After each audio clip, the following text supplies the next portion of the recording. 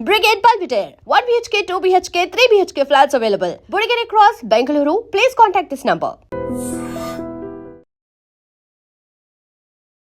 But మీరు ఒక stage మీద హిందూ పరిషత్ స్టేజ్ మీద మాట్లాడిన తర్వాత నుంచి మాత్రం అది మాట్లాడిన తర్వాత రోజు నుంచి మీ మీద పనిగట్టుకొని నెగిటివిటీ క్రియేట్ చేసే పర్సన్స్ ఎక్కువయ్యారు అనే ఒక వాదన సోషల్ మీడియాలో వినిపిస్తుంది. ఇది మీకు అర్థమవుతుందా? కాన్షియస్గా తెలుస్తుందా?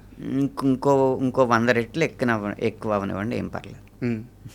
మీకు అర్థమవుతుంది ఇది? అంటే సిద్ధపడే కదండి మాట్లాడింది. అంటే ఒకటి మనం మాట్లాడే మాట యొక్క ప్రస్తుతాన్ని, గతాన్ని, భవిష్యత్తుని ఊహించకుండా మనం మాట వదలడం అంటే మనకు పరిపక్వత లేనట్టు.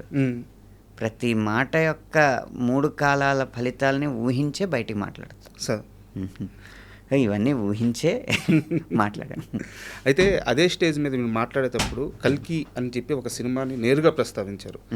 అయితే నేను ఓపెన్గా అడుగుతున్నాను, తెలుగు సినిమా పరిశ్రమలో పౌరాణికాల్లో విలన్ రోల్స్కి ఒక గ్లామర్ తీసుకొచ్చిన నటుడు సీనియర్ ఎన్టీఆర్ మాత్రమే. రావణ బ్రహ్మ క్యారెక్టర్ కానీ, లేదా కర్ణుడి క్యారెక్టర్ కానీ, దుర్యోధనుడి క్యారెక్టర్ కానీ, వీటన్నిటికి కూడా ఒక గ్లామర్ అద్ది వాటిని జస్టిఫై చేసిన వ్యక్తి ఆయన సినిమా పరంగా. మీరెందుకు అదే స్టేజ్ మీద ఎన్టీఆర్ పేరు కానీ, ఎన్టీఆర్ గారి సినిమా పేర్లు కానీ ప్రస్తావించలేకపోయారు?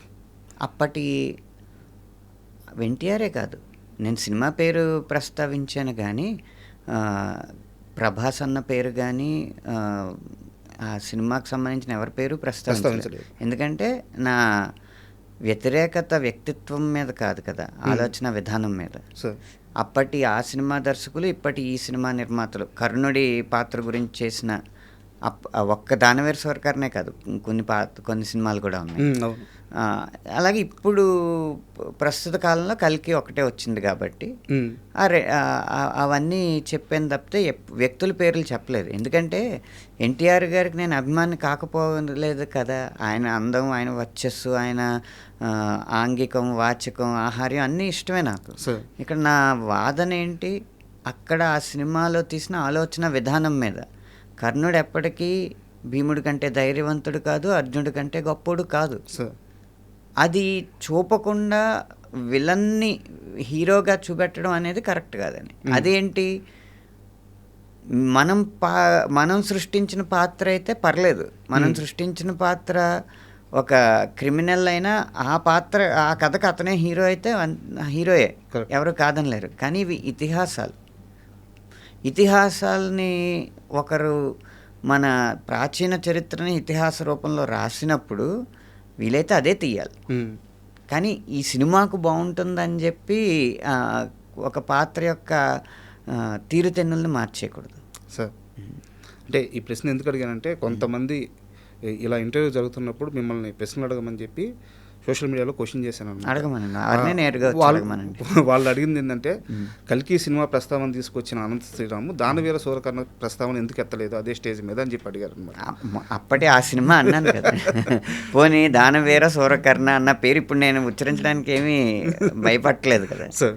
దానవీర సూరకర్ణలో కూడా మూల భారతాన్ని వక్రీకరించేసిన సన్నివేశాలు ఉన్నాయి, అందులో ఏమాత్రం సందేహం లేదు సార్.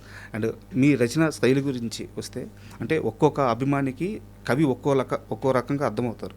ఇప్పుడు నాకు అనంత శ్రీరాము అంటే నేను ముద్ర వేయట్లేదు, మీ సాహిత్యంలో నాకు భావకవిత్వం ఎక్కువగా కనిపిస్తుంటుంది. ఒక దేవులపల్లి కృష్ణశాస్త్రి గారు రాసిన కృష్ణపక్షం కానీ, దాంట్లో ఉండే ఆ ఎక్స్ప్రెషన్స్, అలాంటి ఒక ఎక్స్ప్రెషన్స్ అంటే కొత్త బంగారు లోకంలో బొగ్గని పెదవి తాకిన చోట అని చెప్పేసి ఒక ఎక్స్ప్రెషన్ ఉంటుంది. అలాగే యానిమల్ మూవీలో సముద్రాల కన్నా సొగస్సెంత లోతే ఎలా ముంచేస్తుంది అని చెప్పేసి ఇలాంటి ఒక ఎక్స్ప్రెషన్లు పడినప్పుడు యాక్చువల్గా దేవులపల్లి కృష్ణశాస్త్రి గారి రచన, అద్భుతమైన రచనని చాలామంది గుర్తుపెట్టుకోలేకపోయారు. అద్భుతమైన పాటలు రాశారు ఆయన. నాకెందుకో ఈ తరంలో అలాంటి ఒక అద్భుతమైన భావకవిత్వం చెప్పగల సినిమా కవి మీరు అనిపిస్తారు. నా అభిప్రాయాన్ని కరెక్ట్ అంటారా? అంటే ఆయన ప్రభావం మీ పైన ఏమైనా ఉందా? సందర్భాన్ని బట్టి భావకవిత్వం అవుద్దా, అది లేకపోతే అభ్యుదయ కవిత్వం అవుద్దా అనేది సినిమా కవికి ముద్ర పడడానికి కష్టం అండి. అంటే మీరు రై రై రారా పాట ఉంది, అది అభ్యుదయ కవిత్వం. అవును, ఆ సందర్భం అది. కాబట్టి ప్రేమ పాటకు వచ్చేటప్పటికి భావుకతే ప్రేమకు అందం కదా. లేకపోతే నువ్వంటే నాకు ఇష్టం, నేనంటే నీకు ఇష్టం తప్ప ఇంకేం ఉండదు కదా ప్రేమలో. ప్రకృతిలో ఉన్న రకరకాల అంశాలను తీసుకుని వాటిని పోలికలు చేసి ఉన్న భావాన్ని లేకపోతే ఉన్న దృశ్యాన్ని వాటితో పోల్చి రాయడమే భావకవిత్వం. అది ప్రేమ పాటలకు ఎక్కువ ఉంటుంది కాబట్టి నేను రాసిన ఎక్కువ ప్రేమ పాటల్లో మీకు భావకవిత్వం కనిపించి ఉండొచ్చు. మీ శైలి ఏమంటే ఏం చెప్తారు సార్? అసలు అనంత శ్రీరాము ఇక్కడ చాలా స్ట్రాంగ్, లేదా ఇది నా జోను అని మీరు చెప్పగలిగేది ఏంటి? నా శైలి ఏంటంటే ఇప్పుడు ఎక్కువ ట్యూన్లకి రాసే సంస్కృతి కాబట్టి ట్యూన్కి రాసినప్పుడు నేను రాస్తే దీర్ఘంలాగా హ్రస్వంలాగా వినిపిస్తుంది. అలాగే ట్యూన్కి అడ్జస్ట్ చేయడానికి అన్నట్టు గ్రాంధిక భాషలో వ్యాకరణం ఉండదు. మామూలు వాడుక భాషలోనే వ్యాకరణం ఉంటుంది. అది చెప్పడానికి చాలా సులువు, కానీ అది సాధనలో పెట్టడం చాలా కష్టం.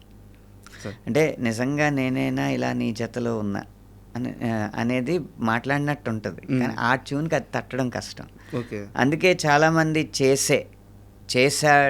చేసింది అన్న లెంత్ లేక చూసే ఇలాంటివి పెడతా ఉంటారు కదా. నాకు అవి చాలా తక్కువ వస్తాయి నా పాటల్లో. అండ్ నాకు ఇంకోటి బాగా నచ్చిన అంశం ఏంటంటే 21 సంవత్సరాలు, 20 సంవత్సరాలు వేసుకోండి మీ సినిమా ప్రయాణం రచయితగా. సో నెంబర్ పరంగా చూసుకుంటే ఏ సంవత్సరం కూడా ఒక 60 పాటలకి 50 నుంచి 60, 70 పాటలు ఏ సంవత్సరం కూడా మీకు నెంబర్ తగ్గలేదు, మీ స్పీడు తగ్గలేదు. అంటే వచ్చిన సక్సెస్ని అలాగే నిలబెట్టుకుంటూ కాన్స్టెంట్గా స్థిరంగా వస్తున్నారు అనమాట. ఇది ఎలా సాధ్యం అవుతుంది? నేను కెరీర్ బిగినింగ్లో ఏది విజయం అనేది ఒక ప్రశ్న వేసుకున్నాను నేను. ఏది విజయం అని ప్రశ్న వేసుకున్నప్పుడు అన్నిటికంటే పెద్ద బడ్జెట్ సినిమాలో రాయడం విజయమా, లేకపోతే మన పాటలో ఆటోల దగ్గర నుంచి సంతల్లో లౌడ్ స్పీకర్స్ వరకు మోగడం విజయమా, లేకపోతే ప్రతి ఒక్కరూ తన ప్లేలిస్ట్లో మన పాటలు పెట్టుకుని పడుకునేటప్పుడు వినడం విజయమా? ఇవన్నీ ఆలోచిస్తుంటే నాకు అనిపించింది ఏంటంటే అసలు అవేమీ విజయం కాదు, నిలకడొక్కటే విజయం అని నాకు అనిపించింది. ఎందుకు అంటే సినిమా విజయాన్ని బట్టే పాటల విజయాలు ఆధారపడి ఉంటాయి. మన హిట్ సినిమాలో ఇప్పుడు మీరు రాగానే పెద్ద సినిమా గురించి, పెద్ద పాటల గురించి ఊసెత్తినందుకు పెద్ద హిట్ అయిందనే. అది మన చేతిలో లేదు. సినిమా విజయం అనేది దర్శకుడి చేతిలో ఉంది.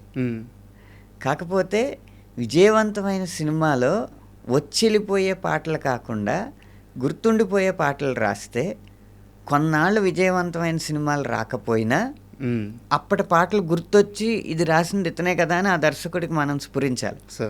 అప్పుడు మళ్ళీ పాటలు వస్తాయి. అలా అప్పుడప్పుడు విజయాలు వచ్చినప్పటికీ కూడా ఆ విజయం ఒక ముద్ర వేసే విజయంగా ఉంటే ఖచ్చితంగా మన విజయం కొనసాగుతూ ఉంటుంది అని పెట్టుకుని ప్రతి పాటకి ఒక నాణ్యత ఉండేలాగా ప్రయత్నించినది.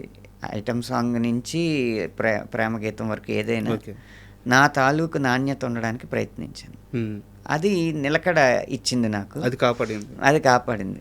అందుకనే ఎప్పుడు ఏ రోజు నేను బాహాటంగానే ఒప్పుకునేది ఏంటంటే ఏ రోజు నెంబర్ 1 ఎవరంటే అనంత శ్రీరామ్ పేరు రాదు, కానీ ఆ నెంబర్ 1 పేర్లు మారుతూ ఉంటాయి, నెంబర్ 2 పేరు నాది ఉంటుంది. అది సేఫ్ గేమా? అది సేఫ్ గేమ్ కాదు, నాకు నా విధానంలో నాకు కుదిరిన అంశం అది.